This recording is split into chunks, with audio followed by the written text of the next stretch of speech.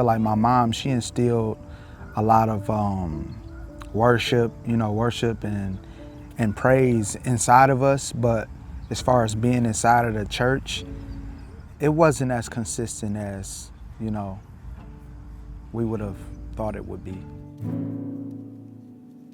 Hi, lazy girl. Hi, Booba. Hi, Mama. Growing up in church, my father was a minister before he passed. My mom was the Sunday school teacher, the usher board leader. She did a lot of moving parts. And so for me, my faith was something that I feel like I inherited, which I don't think that a lot of Black communities think about it that way. Like, I didn't choose this route for myself.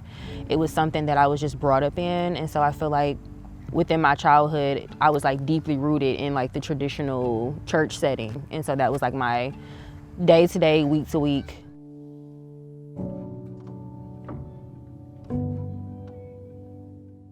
I've been at the forefront of preaching, teaching, that type of leadership for 20 years this year.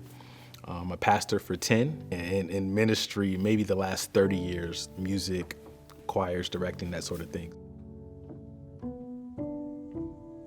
My faith when I was younger was on loan from my parents and grandparents, right? So I grew up in church. This is the church I grew up in. And a lot of what I believed and what I did was shaped by what they told me. The longer I've been walking with the Lord, I've had to read the Bible for myself or learn things for myself, or not just go based on what was told me, but to really do my own research.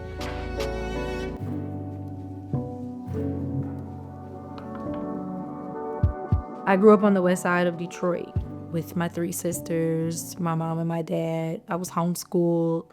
And so while we very much lived in the inner city, we had our little bubble. We kind of couldn't go farther than our block. And outside of the church we were at least twice a week, and home with our mom. It was just very, just kind of a sheltered city upbringing, yeah.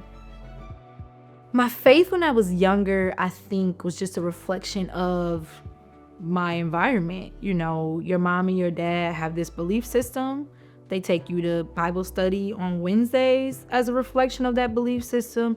Sunday mornings, you're in the same space that reinforces what you believe. And you're homeschooled, and you got a Christian curriculum, and you can't watch nothing, barely even PG-13, or listen to secular music. It's a life that is literally revolving around devotion. And so I don't think you really have a choice but to develop the ideals of your parents. I grew up singing in a group with my sisters. It was expected for the 3 of us to sing at church or at family events. My dad would preach at the nursing home after Sunday service. So that was our second service of the day. And we were his, not praise team, because it wasn't that term. We were definitely probably singing hymns, but we had to sing. Who is Charity? Charity, I am a highly sensitive person. I feel everything. I see everything. I'm such a feeler. Okay, and it all makes sense that in order to be an artist who is tasked with something that has so much to do with vulnerability and transparency, I also had to be a deep feeler. I had to be able to pull inspiration from pain, from vulnerability, and present it vulnerably.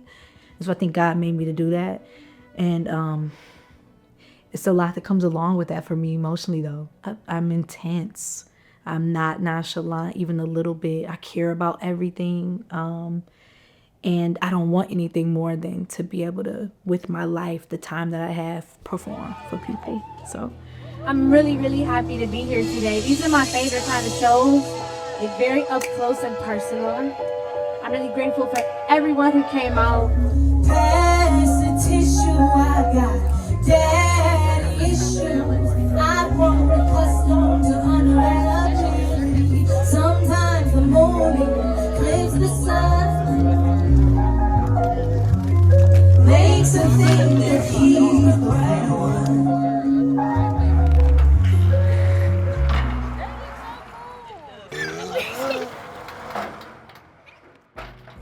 I would describe my personal journey with faith as literally a roller coaster.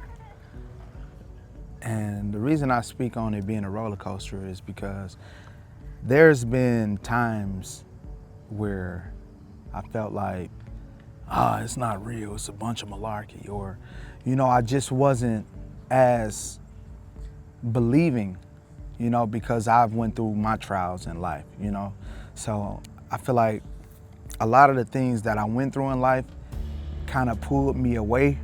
Like, despite whatever it is that I grew up to know, I was in this place. I've been going to the church for quite some time, and so in the midst of that, my husband struggled with his faith in general, just with questioning, is God real? And moments of like listening to praise and worship or reading my Bible, I would consider like some gestures that he did as like mocking me, where it's just like, this is not even like, God is not even real, and you in here worshiping and lifting your hands or reading the Bible, and that would show up periodically. Because I feel like I grew up in church and I wasn't really surrounded by the questions of like, obviously I know there are people who didn't believe, but I feel like I married a person who did. And so I wasn't anticipating, those kind of questions to come up, and they did. And I also felt like I just had no idea how to really answer them. The tensions that she was feeling, I don't feel like I was feeling, because the enemy had took my mind. Like, my mind was I was oblivious to everything that she's speaking on. Like, for me, it was just, I'm not going to church. I'm not stepping foot in there. I don't even want to watch. And it was so bad. I was selfish. You know what I'm saying? I was at a point where I wasn't concerned with what she was concerned with, right? And man, it was just a tough time for us,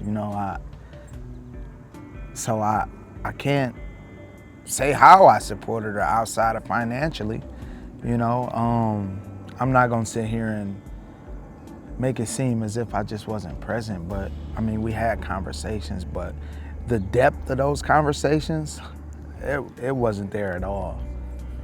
It was like surface level of love almost.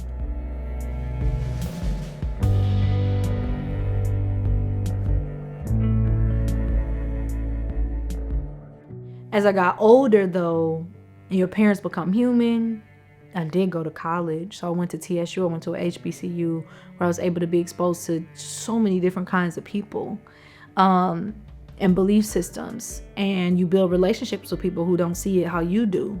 And you're forced to become critical of the text, because that's what college teaches you to do, to analyze and to criticize and to have to defend what you think.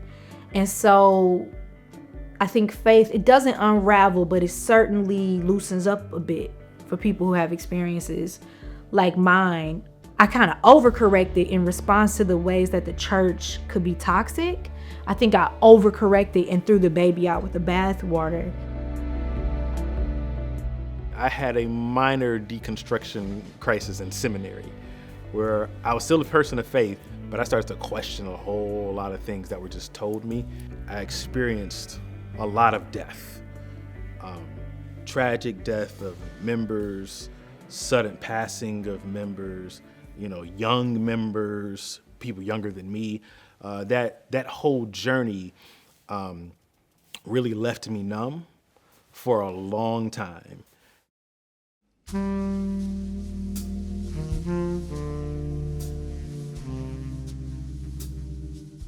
I went through something where I needed God in such a way that I feel like I'll sound preachy saying this, but like my crystals wasn't helping me. My nonchalant attitude towards it wasn't helping me no more. I needed God. I needed scripture. I needed gospel to really help me move through a place that was pulling me lower and lower every day. And then I got to a place where it wasn't just coincidental. You know what I mean? It wasn't just a result of my actions. It's like, oh no, this is deeper than this.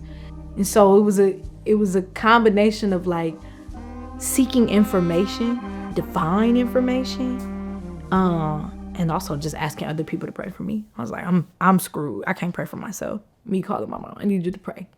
And kind of bridging that gap through others' prayers until I worked my way enough through what I think was ultimately shame so that I could have communion with God again. I asked the elders to pray for me. I screamed, I cursed, I shouted. I didn't eat, I could barely sleep. I cried a river about it. I asked God where he was at. I laid my head in my mama's lap. I didn't hear laughter, didn't see light for 40 days and 40 nights. Oh, the way my heart I be having to stay grounded in God, this is your plan for my life, and I trust you with it. Because when I'm not grounded in that, I'm spiraling bad. couldn't take no more, no more, no more. I was sure. One Sunday morning I got up and I was stronger than before. So many of us millennials have detached from church and the way that church was done in our upbringing. And I have too. I'm not a consistent member of a church, but I'm admitting and acknowledging the beauty of how I was raised in church and how it contributed to the artist that I am. And I'm leaning into that more and more, I would say, through the music that I make and the way I perform that music. I can't escape the fact that it's such a foundational part of who I am. I just don't allow my faith to be anything besides priority number one, because we rely on it so much in our marriage. You know, we rely on it. We rely on it when we're walking into new seasons, or when we're looking for new job opportunities, or when we just praying for a breakthrough. Like, faith is just a part of every day, every moment of our marriage. We do a lot to make sure that faith doesn't get pushed to the background. We have a 3-month-old, and so life has gotten extremely busy. But it's also just like, okay, what do I need? God, I need you to help me. And so what does that look like? I think about who I was before, right, today. And I just go over in my mind what my faith really does for me, not only me, but my family, and how important and how much of a priority it is. We're going to encounter disappointments in every sector of life. And those disappointments cannot drive us away from the very thing that could bring us wholeness and healing. And so I would encourage, become the type of Christian and church member you wish somebody would be to you. Because there's someone else that's in the space who's thinking like you're thinking, who thinks, man, forget this church space, forget these people. But we really need each other, and we're better being a part of the body of Christ. I think next generations need more authenticity. They need more testimonies. They need more stories of struggle and how we've overcome it. I'm thinking about, man, when we do something here, it needs to mean something for people that are here to build them up. And it's got to be something that's going to add value to those that are outside. Otherwise, we just having church, you know.